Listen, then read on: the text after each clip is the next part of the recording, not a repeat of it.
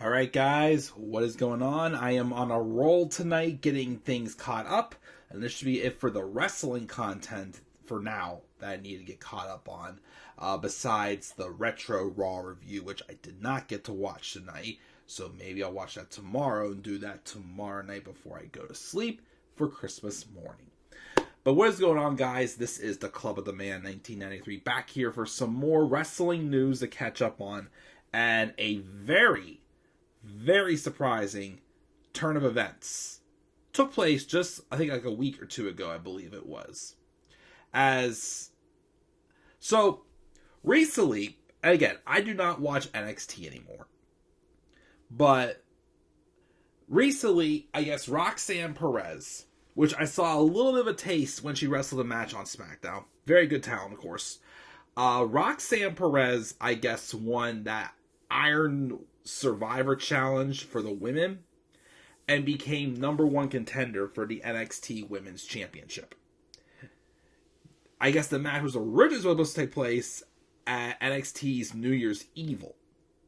But then, the following night on NXT, she challenged Mandy Rose to put her 413-day title reign or something along the line of that on the line on that show. Wrestled in the main event, Roxanne Perez won and dethroned Mandy Rose. I'm like, cool. Again, I have not watched NXT, but I have heard that even though a lot of people dislike the fact that Mandy Rose was champion for so long, especially because the reason why they put her in NXT, Vince McMahon was trying to bring back the whole Divas era or whatnot, from what it sounded like, and take women's wrestling back into another direction that we just do not want to see. And I've said this for how many times? We're here to watch wrestling, but it's okay if you still have an occasional character that's more there for the sex appeal. Mandy Rose, I think, was easily able to pull that off. There's no secret, I say this respectfully now because, I am engaged and whatnot. But back in the day when I was single and felt like it was okay to, not be afraid to express, my attraction towards other women, I thought Mandy Rose was definitely one of the best looking women I've ever seen. And to me, it was always hard for a blonde to catch my eye, but Mandy Rose, and the fact she dyed her hair and she still got a push. But also, I respect that Mandy Rose did go back to NXT and took the opportunity to improve. 2020, I felt like she was starting to get her niche in that storyline with Otis. But then I think what happened was, since the writer was let go due to budget cuts for that story, she kind of squandered again, went, back to being, irrelevant. But going to NXT and forming Toxic Attraction again, something different, again, it's okay. I did not like, though, when I heard that, she was, the blueprint of, what Vince McMahon wanted. There was that interview with Ember Moon and Chris Van Vliet or whatnot, Athena now, saying basically that he wanted everybody to dress like Mandy Rose. Okay, that was the bad taste about. But if you take that out of the equation, Mandy Rose was a unique talent that did improve, and that was ready to perform on the main roster. And Toxic Attraction was a valuable tag team, for sure, for the women's tag title division. So when I heard that Mandy Rose dropped the title, I'm like, awesome, she's coming back up to the main roster. I'm looking forward to seeing her again. Next day, I get an alerts while I'm at work. Mandy Rose gets released by WWE, and I'm like, what the hell? I'm like, what happened here? So I read the reports. Apparently, so there's been a lot of wrestlers that I think, are not afraid to, that like do modeling. Or, obviously know they can get the money, with, how do I say this respectfully? Not saying porn or whatnot, but obviously people know that, photo shoots and whatnot is what draws attention to them for their brand. Which I respect them do.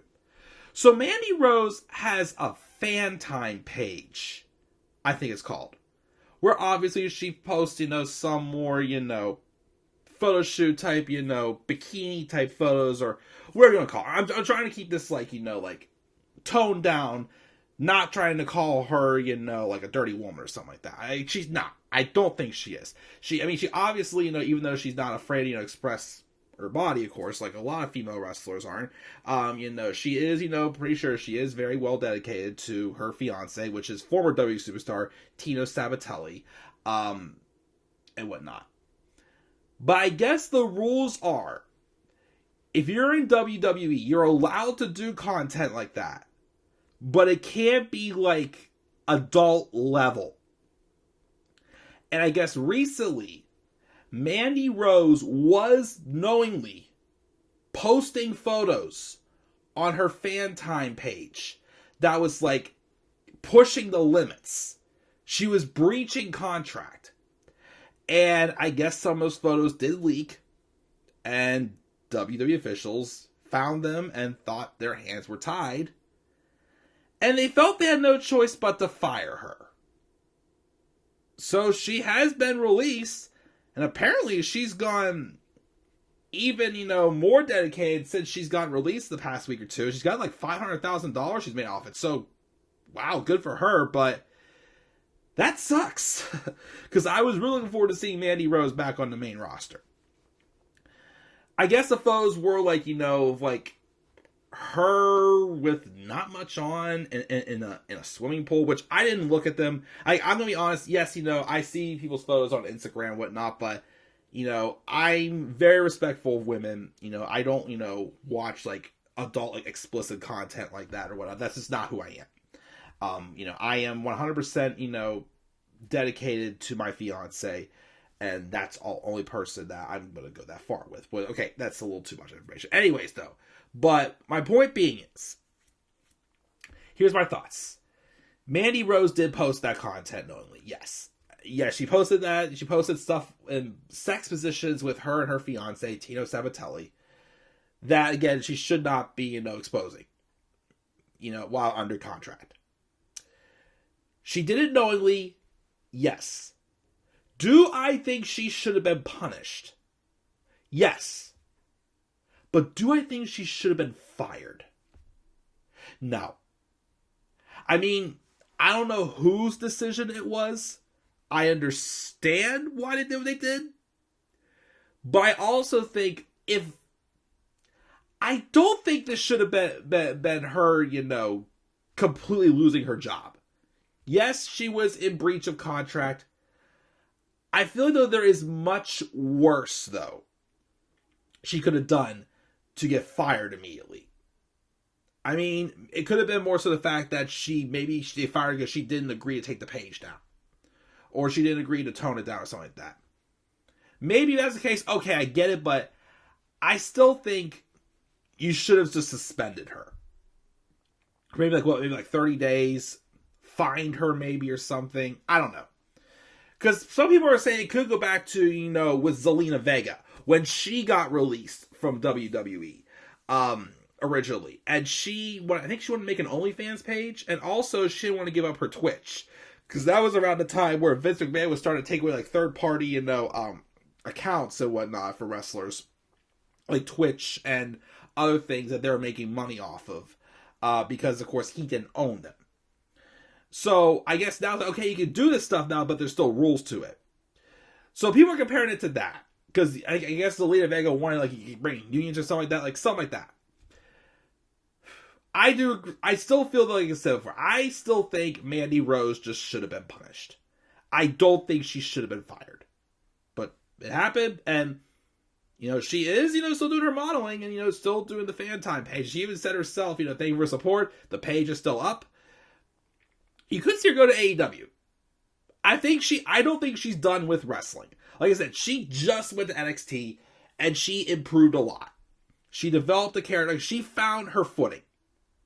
Again, like I said, I don't like a lot of people playing the role she plays, but she's someone that can pull it off and be unique about it. But it just sucks. It really, really sucks to see her run end like this.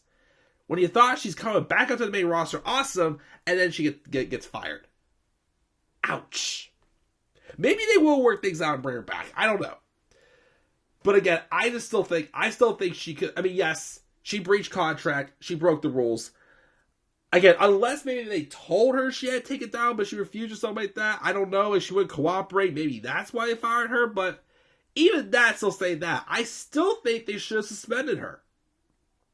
I still think they should have just suspended her first. And then if she gets caught again, then fire her maybe.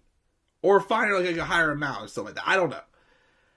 But again, I just don't think Mandy Rose should have been fired. But she has been. Like I said, she could maybe go to AEW.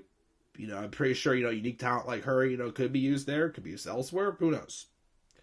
I guess, though, does she? I think she still has a 90-day no-compete clause. Because I think she still had, like, a regular contract and not a developmental contract. So it could be at least 90 days until we see Mandy Rose wrestle again. Maybe, who knows? But until then, she's going to focus on her modeling, her FanTime page, whatever she wants to do. She's going to find success. She does not need WWE. She does not need WWE. She has her other avenues that can make her successful. But I'm going to miss her.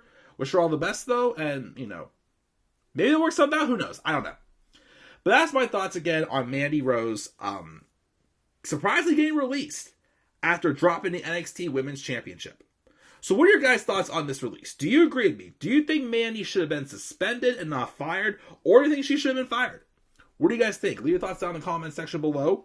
Be sure as always to slap a like on the video, subscribe for more content on my channel, and follow me on Twitter as well at the Club of the Man 93. And make sure to shout for Meatball Sub and follow me on TikTok at the Club of the Man 1993.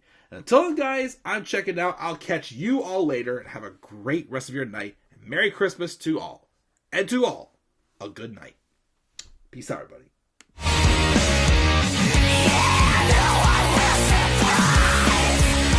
No escape.